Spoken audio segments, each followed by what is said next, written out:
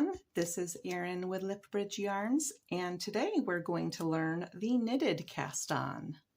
This cast on is great for adding stitches if you are in the middle of a row. This cast on is also great just for casting on for things that need just a little bit of extra stretch, but not too much. So things like your sweaters, a shawl, a scarf, these would all be appropriate too. This is just another good cast on to have in your bag of tricks. The advantage that it has over the long tail cast on is that you don't have to estimate any tail. There's no tail involved. There's just a slip knot, and leave enough tail in your slip knot to weave in at the end. So first we're going to form our slip knot. Put that right on our needle. Now we are going to need a second needle.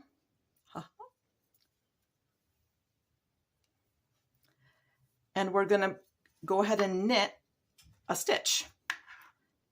And the difference is going to be what we do with that stitch after we form it.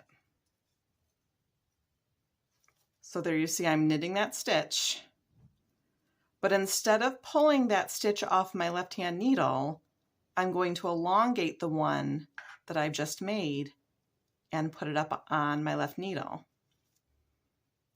Now there are two stitches on my needle.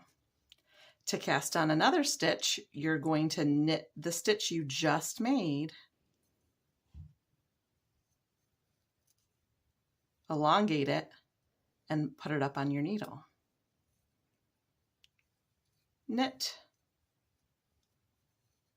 elongate. You're definitely going to want to try to keep things loose. It's very easy to get too tight as you are knitting these stitches. It's tempting to want to pull tight and keep big tension on your working yarn. If you do that, you are going to be on the struggle bus. Keep things loose.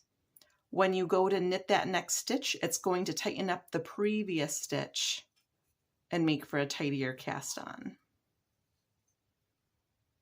Again, we knit,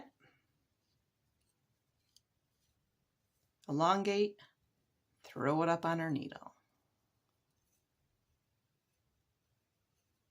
Knit,